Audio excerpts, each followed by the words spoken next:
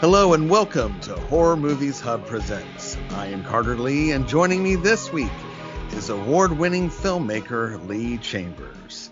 Mr. Chambers has written, produced, and directed many films. I've known him since his first feature-length film, The Pineville Heist, which is an action thriller you can stream right now on Amazon Prime, and also for free on Tubi. It's well worth the watch. He has received numerous awards, and his recent horror comedy short, Hell in a Handbasket, took winner of the short film at the ConCarolinas and has been featured in 42 film festival selections. Very impressive, and that's just a brief overview of this impressive filmmaker, and even more importantly, he's a nice human being, which we need more of these days. How are you, Lee? I'm great, and even though sometimes I deal in horror and I want to murder people on screen, I am a nice person. Yeah, I find that's why horror people are my peeps, and I love all genres, but I feel like those that can express things through art tend to be a little bit nicer in real life. If we were sitting in the same room together, you'd be dead. I get that a lot. That's on brand. I can only podcast because I keep murdering people all the time. You know what I mean? So right. Yes. At least this isn't an Alec Baldwin movie. So that's too soon. Too soon. Too soon. Too soon. Oh my, the tragedy that's been happening lately. Yeah, I recently saw a clip. You do lots of things. You're a writer, an author, a producer, a director, and I'm sure I'm missing something there, but I saw a clip of a stand-up of yours talking about vasectomies, which has convinced me never to get. The first time I did a stand-up, I thought it was going to be a small occasion. It was 500 people in a room where I talked about my medical history and how somebody went stabbing at my balls. So that's fun. I'm also good at karaoke, but I'm not going to sing for you now. Oh, what a shame. And, my first stand-up was in front of, I think, 120 people, but that's just because that's who was at the bar. And it was an open mic. So it's nothing like advertised with my name on it or everything. But I do miss stand-up, just no time now. Are you going to return to the stage? You were quite good.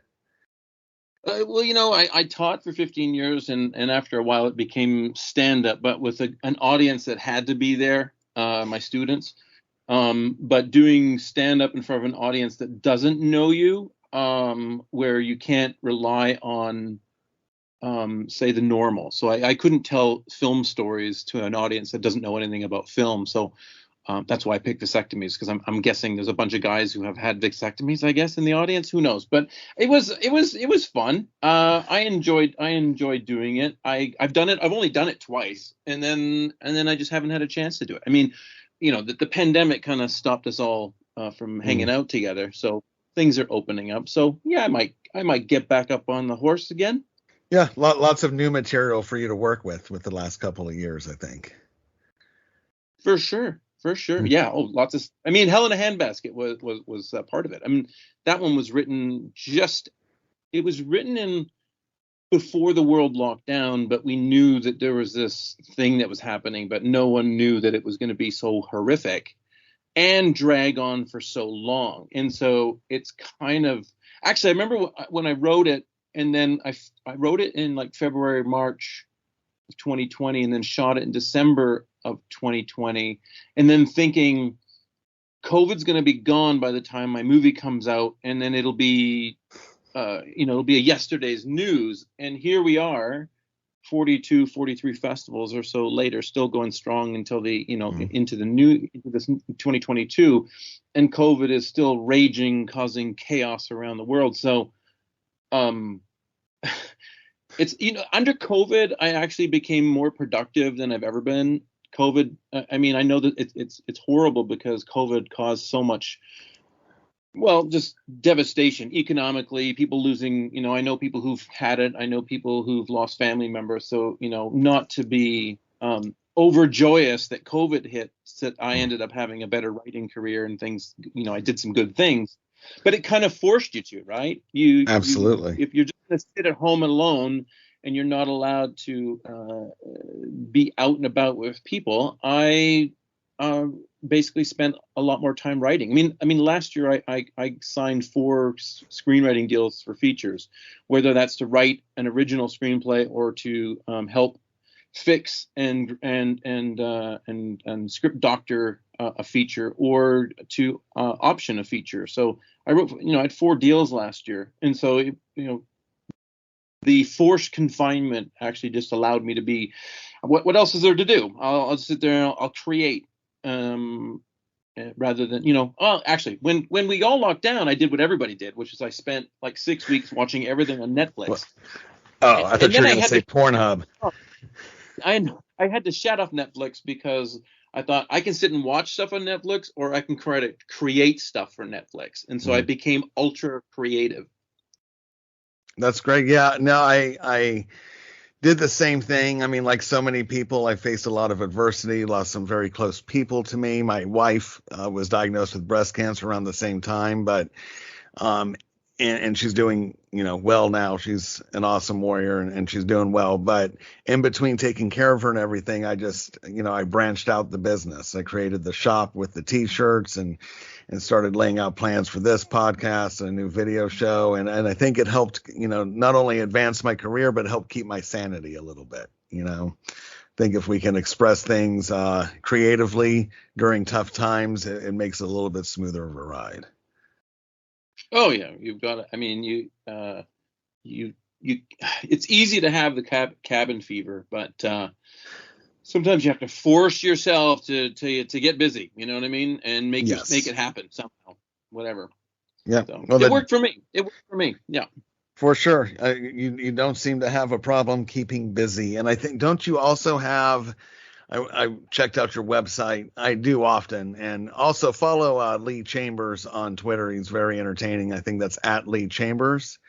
And but your website mentioned you have some upcoming workshops in Vegas this month. Is that correct? Yeah, I've got one, I think, in about a week and a half. Again, it's virtual. Unfortunately, Gotcha. Which again, some of these festivals that thought they would just spend 1 year in the lockdown have slowly drifted into 2 years in a lockdown. So here's hoping that 2023. And the funny thing is, last year I joked about, this is going to go on till 2023, and that's exactly what's going to happen. So yeah. I don't anybody imagine that it would still be going on and on. But yeah, I've got that one. There's one in Des Moines, Iowa in April, and there's a few more things that are hopefully. I think that one's supposed to be in person, so I'll get to travel to America. I haven't been to America for a while. The last time was Phoenix, Arizona in January of 2020. So it's still there, right? America is still Phoenix or America. I think Phoenix is. I haven't confirmed, but America is still here. Phoenix must still be there because I'm in Texas, and if we're still here with all the nonsense that goes on in Texas, then I'm sure Phoenix is okay. Well, I'll call them and find out. Appreciate, yeah, call. I think their number is 760 Phoenix. 767-555. Yeah, the classic 555, which is still being used in television. I saw the other day. That's right. You kind of love that trope. So tell us what you have. First of all, I loved your short Hell in a Handbasket. I think I've seen all of your work, but I like everything I've seen that you've done. Hell in a Handbasket is very topical, unfortunately, still, as you pointed out. It is a horror comedy. It is a short. And one thing I've always appreciated about your shorts, I like your feature length Pineville Heist, and I want to get more feature length from you. But short films, and especially short horror films and comedy, which are two genres that's very hard to nail, let alone kind of mix in the basket, no pun intended. But one of the things I enjoy about your short films is you're able to pack a lot in a few minutes, where you do leave the viewers wanting more in a good way. They don't feel shorted on it, but I feel like I get so much information from the actors you have on film and the script that specifically with Hell in a Handbasket, was there a challenge with the horror comedy mix and putting such a large story inside of a short film as opposed to a feature length, or what challenges did you have on set because of that? It's funny because I don't. It started just as a concept in terms of what would be the worst case scenario under COVID before I knew what COVID really was going to mean to the world, and it was just bearing everything down to the essence of one person has the power to save everybody, and then the all the things that could go wrong do go wrong, and the fate of the world sits on one person's shoulders. And when you look at the genre of it, it's weird because it's comedy, it's horror, it's thriller, it's drama, it's a little bit of everything. Is all the sci-fi-ish, whatever someone could say it's sci-fi-ish as well. And it's where does it sit? And I kind of, with some of the festival, it's kind of been where do you put it, Mm-hmm. right? And obviously there's a whole COVID category in a lot of festivals right now. As a comedy, it's unsettling comedy because you can laugh at it, but then if you really consider the ramifications of what it could mean, with regards to say, trusting science, trusting governments, trusting what we're being told, and and people taking vaccines and all these different things where what is true and what is not true, and how are we maybe being manipulated or whatever. And you could go all deep into a rabbit hole of conspiracy theories and come out the other end and not know where the hell you are. It kind of is an uneasy kind of thing. So a lot of the films that I do kind of center around the what if, and what is the worst case scenario, or what would happen. So the recent one that I just shot that's in post right now is called Wicked Plans, and it's what if a suicide bomber showed up in America to a senator's house to blow him up, but he chose Halloween and ended up on the doorstep with 3 little kids trick-or-treating because he's oblivious to what Halloween is. He doesn't know that they go door to door with candies and whatnot, and what could happen on that doorstep prior to considering whether he's going to blow himself up with the senator, and would he do it because kids are there now. And so I kind of, a lot of what if kind of stories. What would be the worst case scenario if you put these things together into the same place, right? But they're fun. The short films are great because you can do them in a short period of time, right? You can shoot them in a day. Like Hell in a Handbasket was a day. Wicked Plans was a day. Copenhagen Road was a day. Get some good actors, get a good little story. And, even with Hell in a Handbasket, even actually, not only that, almost all my short films, people say, well, I want to see more. Where's the continuation of the story? This could be a feature film. How do we continue this on? And oddly enough, most of the short films that I have, I only look at a slice of life. I'm like Hell in a Handbasket. I've never really thought about it being a feature, but everybody asks, right? Well, I want to see more. I'm like, well, I only ever considered the slice of life. Or slice of death. I only considered this one moment in time. I never consider it longer than that. Right. Yeah. No. And sometimes things are, there's been great shorts that's been turned into feature lengths, like especially in the horror genre, like Lights Out started as a short and then they turned into a feature length film. I like both. I've seen the opposite happen where I only preferred the short, and when they tried to stretch it out and fill in the holes that they never thought of, that it becomes forced. And I think sometimes art is better left the way it was first created, and you just move on to the next project. But yeah, I would love more of Hell in a Handbasket, though. You had great talent in that one. The Wicked Plans one was, which again was like Hell in a Handbasket, it was a short, but then over the summer, I wrote it last October, shot it this October, and over the summer I expanded it out into like a 6-part television series where I've got show Bible for more episodes and have written a full, like, instead of a 5-minute short, I've written a 30-minute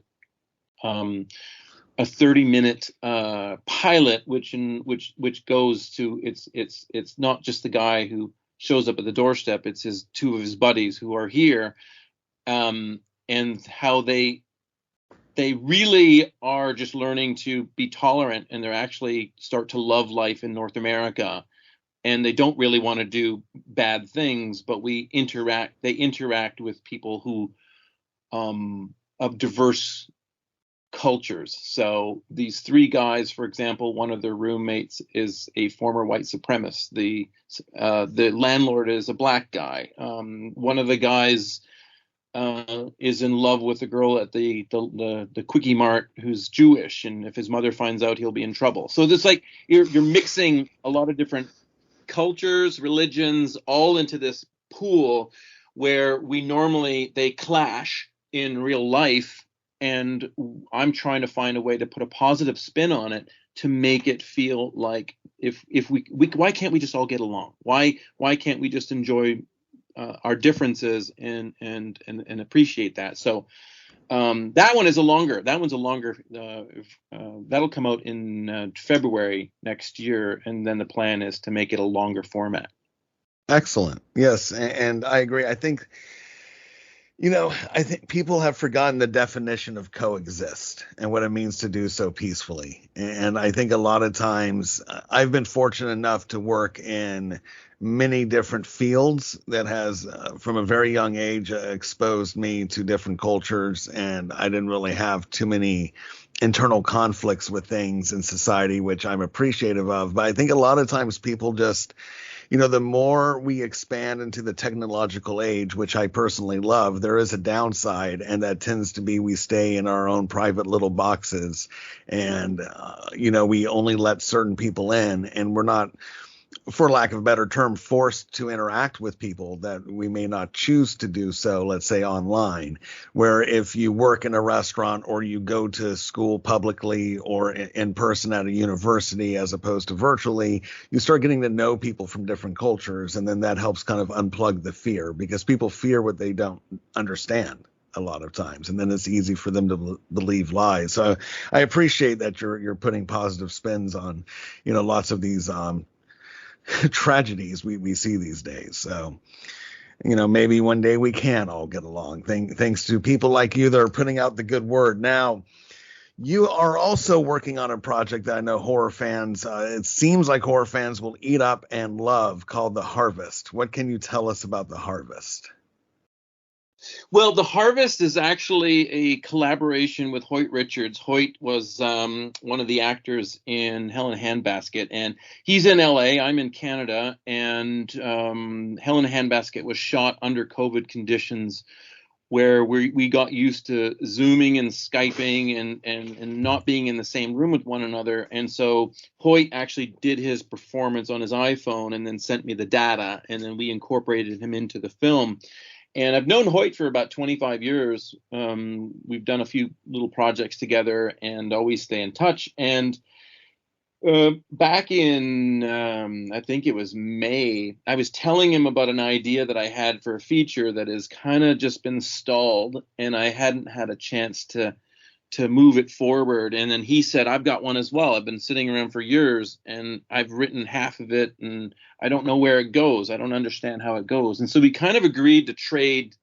I'll read yours, you read mine. Let's see where it is. And I read Hoyt's 45 pages or so of The Harvest, and then I slept on it, and literally I dreamt the rest of the movie. Like, he didn't know how it was going to finish. He had a setup, but didn't know where it was going to go. And the next day, within 24 hours, I wrote back and I said, well, this happens, then this happens, then this happens, and this happens. And he went, oh my God, that's awesome.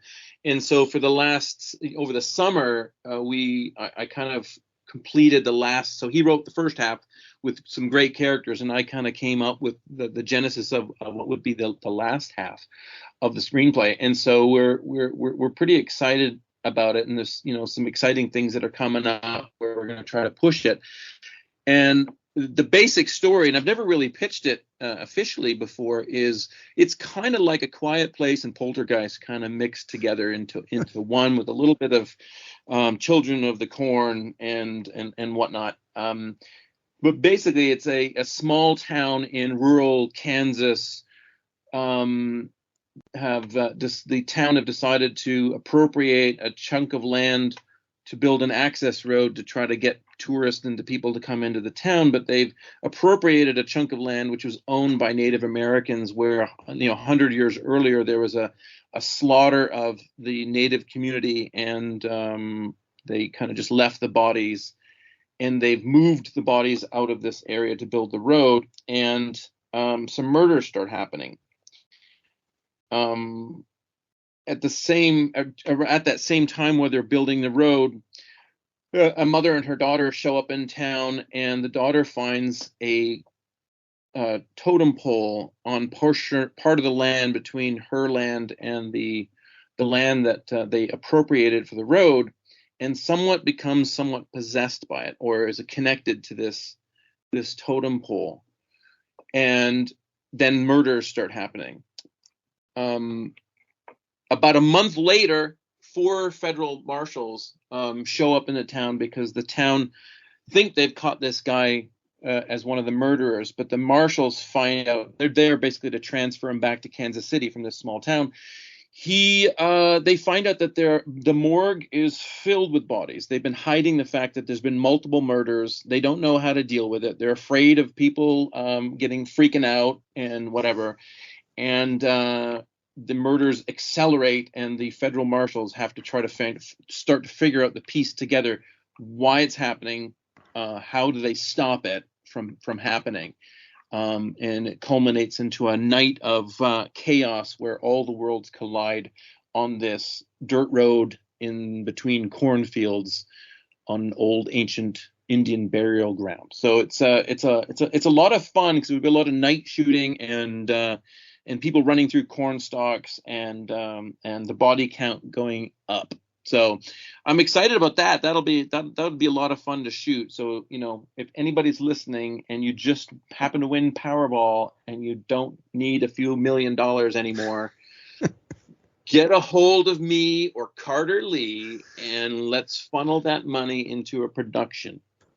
Absolutely. And that's my pitch. That's my pitch. I always like end that with the Powerball winner approach.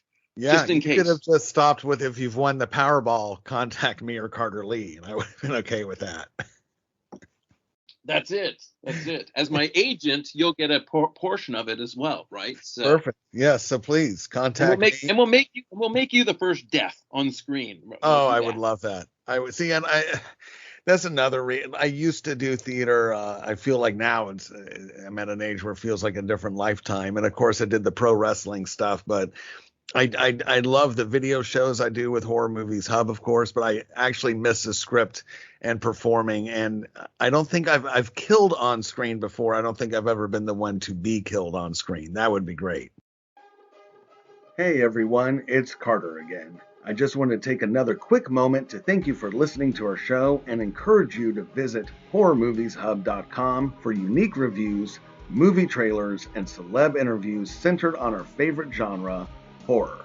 All our content, including this podcast, is free, and you can show your support just by visiting our site, horrormovieshub.com. You can also support us by following us on social media. We absolutely love interacting with other horror fans. Just visit horrormovieshub.com, and at the bottom of the page you will see our social info. Like us, follow us, and subscribe to our YouTube channel, where we have lots of original shows on the way, and currently you can enjoy our first ever YouTube show, Rachel Rocks Horror, featuring former adult movie superstar Rachel Rocks and myself. And remember to subscribe and hit the bell. Just visit horrormovieshub.com and follow us on our social media located at the bottom of the page. That's horrormovieshub.com. And now, back to the show. I think I could do a solid death scene. I mean, I've seen thousands. Do you know who just in Pineville Heights? Basil Hoffman, who was in like all these big movies, right? All the President's Men and Ordinary People, and in Seinfeld and all these shows. He just passed away like about a month ago, sadly. But when he was in my Pineville Heist movie, he made this comment, and he said, I'm going to spoil it for anybody who hasn't seen the Pineville Heist, but he said, your movie, the Pineville Heist, Lee, is the first movie I've ever been killed on screen. I killed Basil Hoffman on screen, and I was kind of sad when he passed away, but he was a really good, kind, gentle person, and with a big heart. And it's sad that the world has now lost him as a talent for celluloid, or ones and zeros. I guess it's ones and zeros now.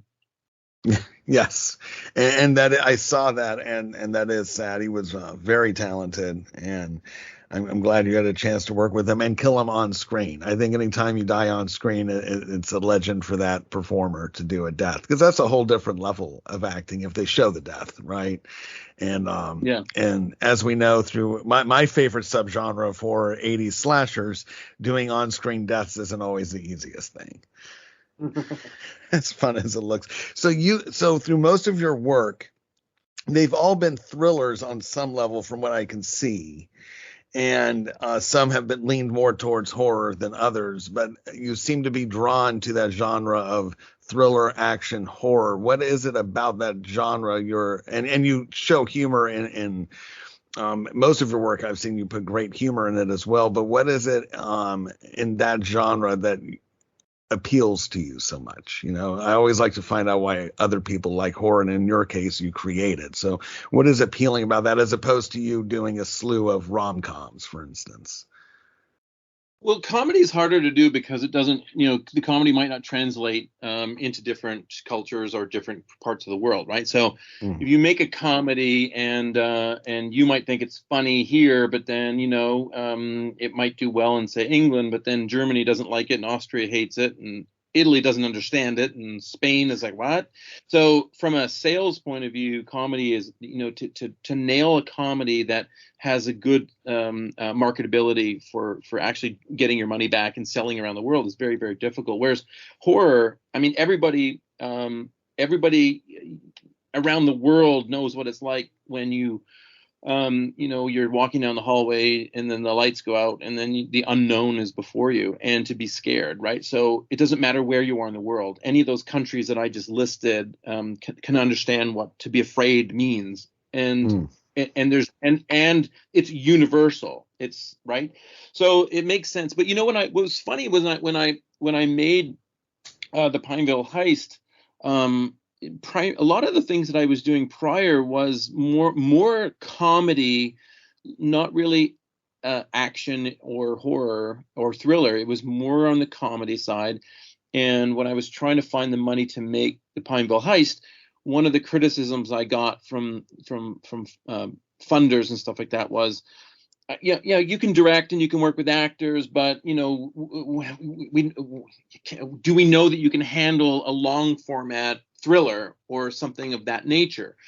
And I think I proved them wrong. But now the funny thing is that I had a comedy and somebody said, well, your Pineville Heist is a thriller, and we're worried that you can't handle comedy. And you go into this vicious circle where you're known for your last thing, and so now people, are they gonna, you know what I mean?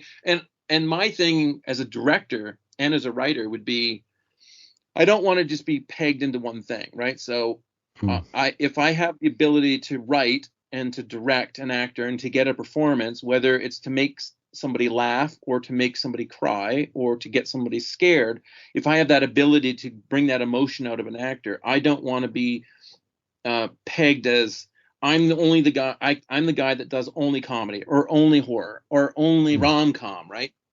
And funnily enough, I remember being in England when I was looking for an agent in England when I was educated over there and did film school over there.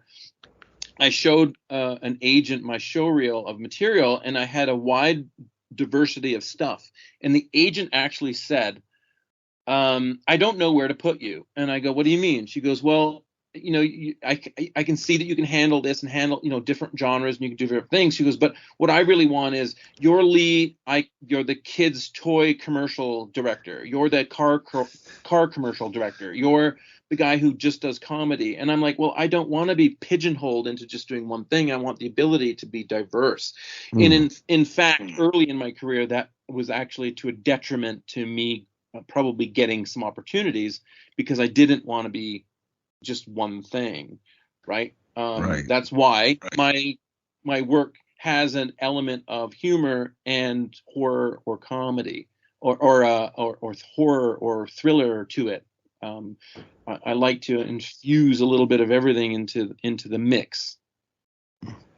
That makes sense. And I would think that if I was looking for talent to work with and a director to work with, this is more your world than mine, obviously. I'm a podcast horror writer, article guy. What do I know? But I would think that you would want someone more versatile.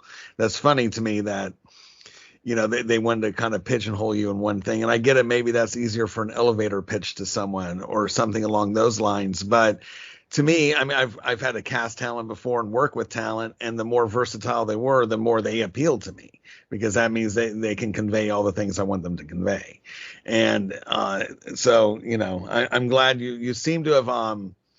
I hope that's a barrier you've broken, because if anyone watches Hell in a Handbasket, which is one of your more recent features and the one that's just gotten so many rave reviews at these film festivals, over 40, which is incredible to me.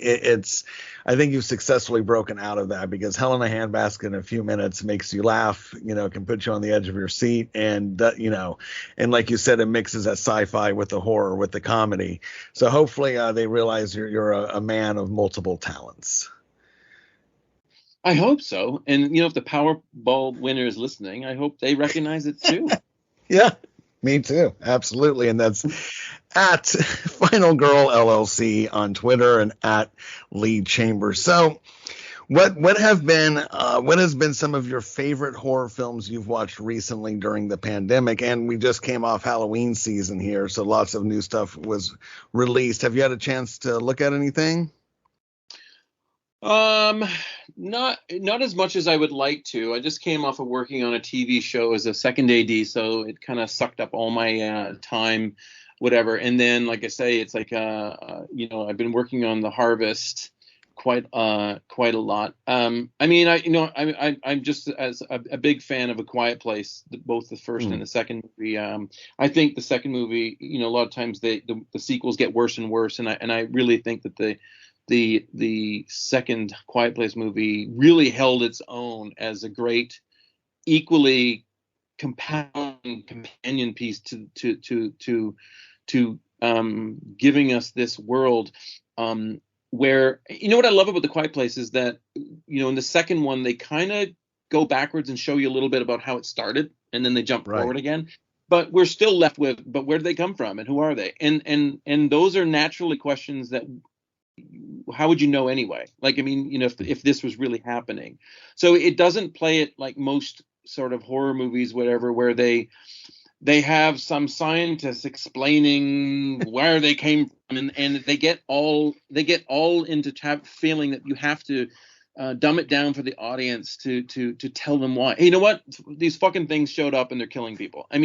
Run for your life, and that's it. And so it's I love it, right? So it's great for not treating the audience like an idiot, and letting us just live this journey and feel the tense nature of what's going on with these families, or this, particularly this one family. And so I mentioned that as for The Harvest, not necessarily because it's the same story, because to me it's just there's the same energy, or this small town vibe, where you've got flawed characters who are just trying to survive, and so I really enjoyed that, for sure.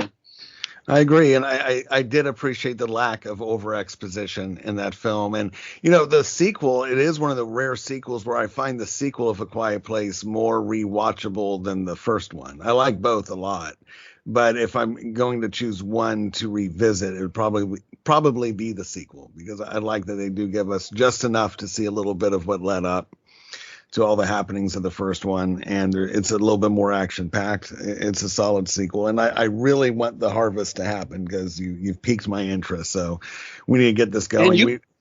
Because I know I sometimes share some bits and pieces with you where you're very, very kind, where you kind of sometimes have a read at something in a before I've even made it, to sort of get your sense of things. And actually, the one conviction screenplay feature that is still out there, still on the lookout. You actually made some really good suggestions for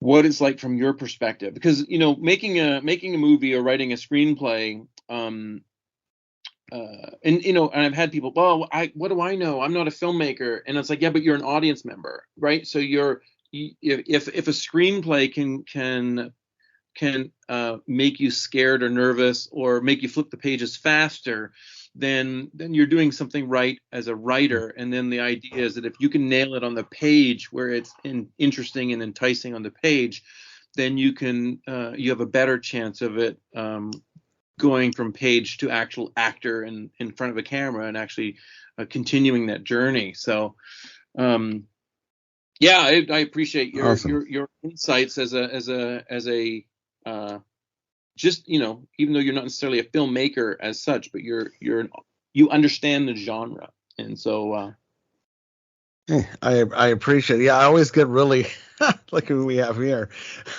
See, when we have you on the video show, you need to bring that guy. That's little Jack Torrance, it looks like. It's my inspiration, right? He's one of my favorite all-time characters from a book or a movie. Love that guy. Oh yeah, he's great. You ask about, so we talk about new movies and whatnot, but because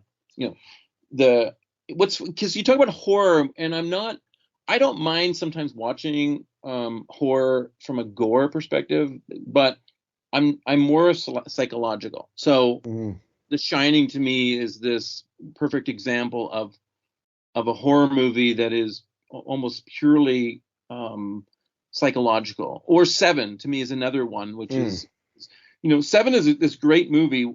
See, what's funny is people say, what do you watch when you just want a comfort movie in the background? Like, I put Seven on, and I hear you. And people are like, what? You crazy? There's murder and mayhem and the seven deadly sins and all this crazy stuff. I'm like, because I can watch those movies over and over again and still see new things and I'm just amazed at the construction of it. And to me, they're two movies that are perfectly constructed, and the psychological to me is more horrifying than just the blood and guts aspect. For me, anyway. I mean, sure. That's so when I look at The Harvest, I don't see it. While there would be killing in it, it would be like Seven. I mean, if you look at Seven, it's almost all the murders you don't even see. It's people talking about the murders, right? There's the one guy who kills the prostitute with the contraption that he's got, whatever, and it's his recounting the story and his freaking out and paranoia and nervousness of, oh my God, oh my God, oh my God. All of that is more horrifying than actually seeing it happen. Right. Yeah, right? Exactly. Like that's one of the things I loved about, I do still currently love about John Carpenter and really enjoyed about Alfred Hitchcock is they allowed you to have a canvas to paint your own fears on. And with Seven, that's one of my favorite films. And what I like about it is as much as they don't show the actual murders take place, in the beginning, they show you lots of vulgar scenes. Like you see the morbidly obese man and all, that grotesque death scene. But as it goes on, it reduces each scene. And the most horrifying scene of the whole thing, spoiler alert, who hasn't seen this movie that's over 2 decades old, but the most horrifying scene of them all is the very final scene where he gets his wife's head in a box, but you don't see any of that. You see a little bit of blood on the corner of the box, and you just see Brad Pitt's reaction when he opens it. And that to me is the most terrifying scene out of the whole film. And it's the least vulgar scene. Wait a minute, her head was in the box? Maybe that's a director's cut I watched. Oh, that changes everything. Yeah, in the original, I think the theatrical, it was flowers. I didn't know that. and so I do. Folks, I'm only kidding. I do love gore, of course. I like 80s slashers a lot, and that's a lot of gore. But when we're talking about, masterpiece horror, not that there's some 80s slashers that certainly are, but it's to me, gore adds to the fear. It shouldn't be the sole substance of fear, because then it doesn't work to me. It's kind of been my issue with a couple of these hot big blockbuster movies that's come out of lately. Like the latest Halloween, I wasn't a huge fan of, because I kept hearing about how it's going to be the scariest Halloween, which they say it with every addition to that franchise, that, oh, this is the scariest one. But there really wasn't any true suspense in the film. There's one or two scenes that were decent. It was just all brutal murders, which is fine. But that to me isn't scary. That's entertainment on a different level. And I think if you use blood to add on top of suspense, it can work. But I am more of a fan of the suspense itself a lot of times than the actual slash scenes. Yeah, the build up and the anticipation is more horrific, right? So when you look at something like the Halloween movies, the early first movie, it's all build up. It's all build up. And then after that, we now know of Michael Myers, and therefore we just want to see death. And so it's like how, the other example, and this is nothing to do with horror, but one of the franchises that I'll go off topic is the Fast and the Furious, and I'm sure you can compare say a collection of movies that are all from the same grouping, like Halloween, to the Fast and the Furious. So the Fast and the Furious, to me, for the first, couple movies, whatever, I really enjoyed, because they lived in a world where they had certain rules. And even though it was still somewhat fantastical, it still had there were still certain rules. But to get to 9 movies later where they're driving around in space in a car, to me, is utterly the most ridiculous thing. I haven't been able to watch the last 4 or 5 Fast and the Furious movies in the cinema, because I just will not give them my money. I can't do it, Carter. I can't do it. I'll wait till I can watch it for free somehow, then I might go and go, that's okay, it's interesting, but it's just. But you know why they keep making them? Because they keep making $1 billion. Like they've got a formula, and they will do, I'm sure the next one will be on Mars, and it'll be, Corvettes driving around Mars and shit like that. It'll be stupid, and it'll make $1 billion, and they'll all come on board for the next movie, because they're all making $10 million each or whatever more to drive around Mars in Corvettes. So but I can't watch it anymore. To me, it's pure money making.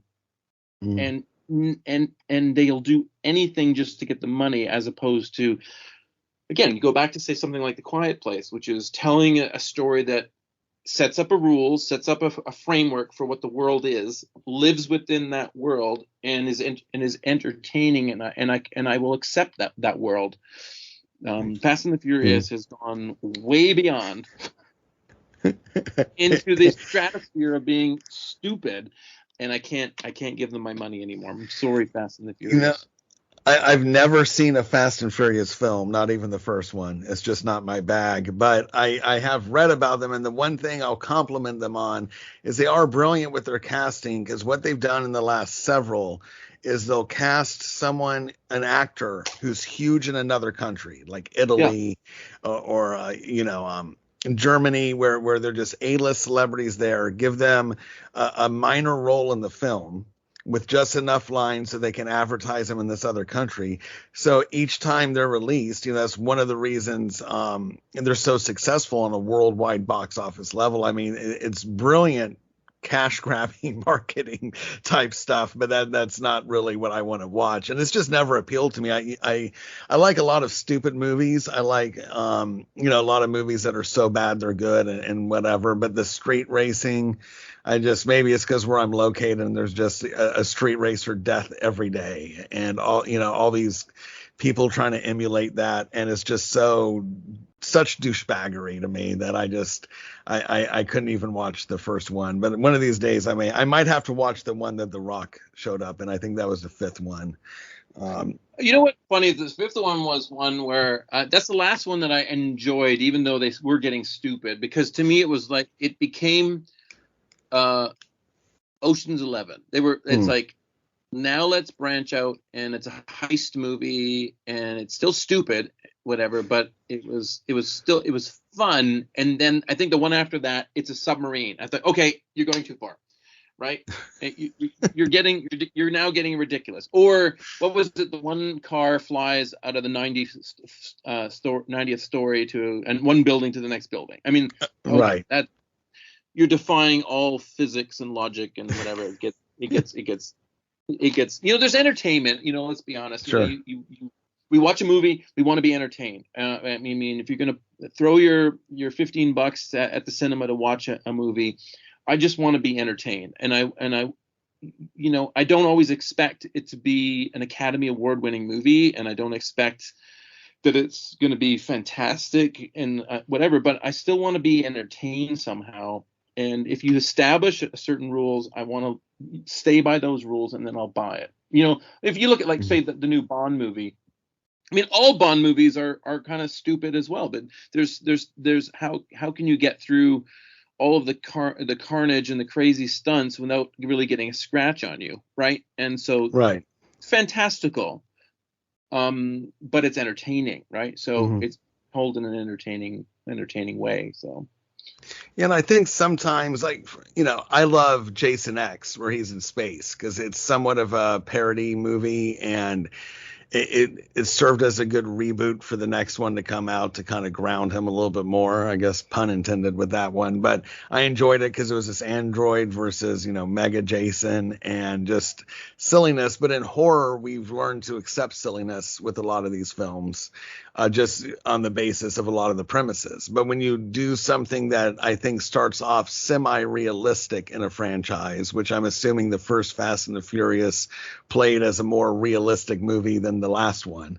Tried to, right? Yeah. Right. So I think a lot of times it's just the expectation the franchise sets. If the franchise starts off and is fantastical and it's silliness, or you really got to suspend your disbelief, then we're accepting of the other ones that follow. But when it starts as one thing and then bends into another, it's like, okay, we've jumped the shark and nuked the fridge. Yeah, and I let me go backwards, just because you totally blew my mind with the whole her head was in the box thing, because people should have watched this movie 25 years ago. If anybody doesn't realize that in the new Fast and the Furious, they drive around in the car in space, I'm sorry for spoiling the movie for you.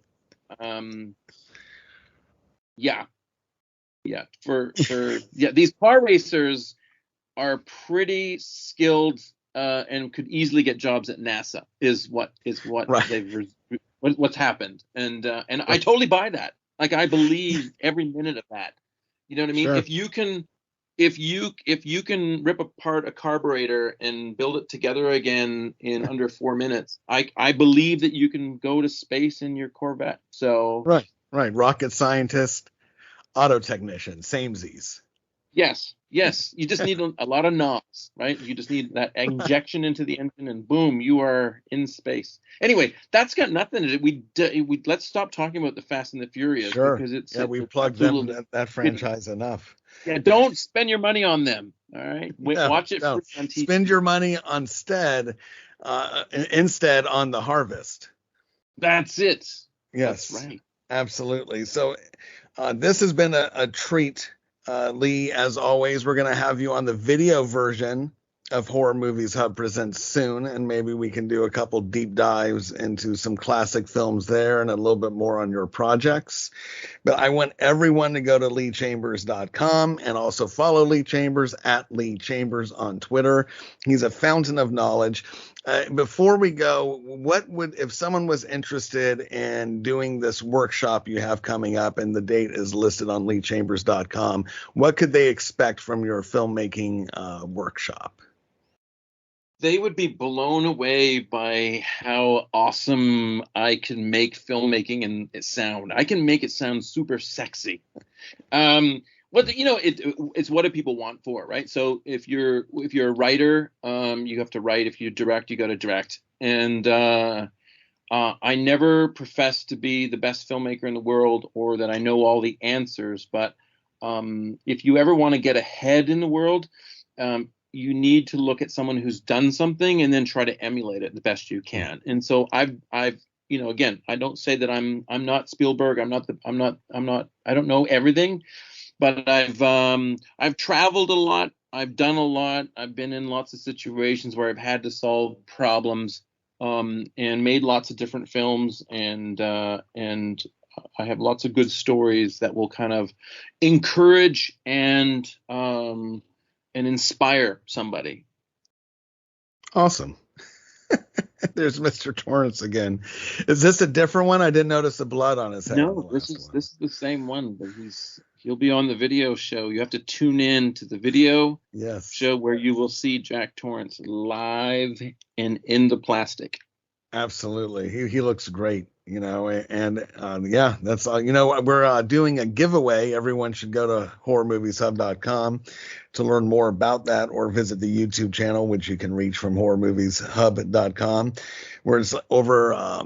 We have the Ultimate Michael Myers figurine. He's like 7 inches and comes with a bunch of different masks and heads that he's cut off and flickering things. And we've got Sam from Trick or Treat, adorable, vicious, demonic Sam, who I'm a big fan of in a few movies. And it's a really good giveaway, but I need to add Jack Torrance to that list of both things I need to own and give away to future Horror Movies Hub. Wait, you know what? When I was a kid, I made a Pinhead mask from Hellraiser. It was paper mache, and then I went through and I put all of these little pins in it and painted it, and it looked awesome. And I put it on my face, and I looked like Pinhead. And then my mom saw it, and she goes, "And if you trip and fall and hit your head, all of those pins are going to go into your head." And I went, "Oh yeah," because I just put the pins in, right? And then, so now you're just a pin cushion waiting to happen. Yeah, exactly. And I that's it. I never put it on my head again. But it was nice. I did a really good job of doing that. It looked really cool. So, let's do this real quick, if you don't mind. But before we head off here to our things, what are some of your favorite horror villains? Like one of my favorite unsung ones, who's not brought up enough, is the tall man from Phantasm, who I feel has helped influence several others in the years to come, and that just doesn't get enough recognition. I love, even though I'm not a huge fan of the Hellraiser franchise as a whole, of course I like the early movies, but Pinhead is a great one. What are some of your favorites? Well, Pinhead is a favorite, and the it's funny. I rewatched the original Hellraiser, and now it's very dated. It doesn't. Yes. It's not like when I was a kid watching it. Right. I'm like, oh, this is scary stuff. But now it's like, nah, it's not as horrifying. But I thought the characters and the design of the characters, not just Pinhead, but the other ones, are all just really cool, interesting. Yeah, they're all really, really, really cool characters, right? But you have like Jack Torrance, right? And but he's not like a horrific kind of character like Nightmare on Elm Street, Freddy Krueger or Jason or any of these other ones. But again, I deviate to the psychological is if you were walking down the street and you saw Pinhead and you saw people being murdered around him as he was walking down the street, yeah, you see Pinhead, you're going to be afraid. But if you just saw Jack Nicholson walking down the street with his hair kind of all fluffed up, looking a little crazy, you just think, well, he's nuts. But if you knew that he had the power to kill you, that would be more horrific, right? So take something that is or somewhat normal, or doesn't seem like it would be dangerous, and realize that is actually probably the most dangerous thing there is. That's the horrific nature of it, right? As opposed to, even if you saw Freddy Krueger looking the way Freddy Krueger does, you'd be like, yeah, you'd walk on the other side of the street. You wouldn't, wouldn't go towards him. But you see Jack Torrance, he's just a guy, right? He's just a guy walking down the street until an axe goes into your belly, until you're right, and you're dead, right? Scatman Crothers. Yeah, it reminds me of with Jack Torrance, I think what's also horrifying is like, once you learn he can kill people, it's also once you learn he hunted down his family. I mean, that's an extra horrifying thing that's just so bizarre and demented to think about, like killing your own family. Like that is truly horrifying. He kills his own family? See, that's 2 movies. Well, he's not successful in it, so there's the big spoiler, but that's 2 movies. My problem is, I guess I should watch more than the first 10 minutes. Right, well, it's so terrifying. Like, I watched 7, and I only got to 1, so I didn't... You got 6 more to go. Damn it. And now with the story on watching Kevin the other Spacey, 6. it's even scarier. Yeah, 6, the prequel. Very good. Well, I appreciate you coming on the podcast. Thank you, listeners. Go follow Lee Chambers. Be entertained for years as I have, and we'll see him very soon on the YouTube show, so stay tuned for that. But thank you, Lee. I appreciate it. Yeah, no problem. Hey, go to on Instagram. It's at Jetlag Pictures. Jetlag Pictures. I'm on there more than I'm on Twitter these days. I need to pay attention to Insta a little bit more. There you go. All right, go and be scared, people. Go and be afraid. Yes, be afraid. and after you watch the Pineville Heist. Be afraid. Be very afraid. Goodbye, everybody. Good night. Bye.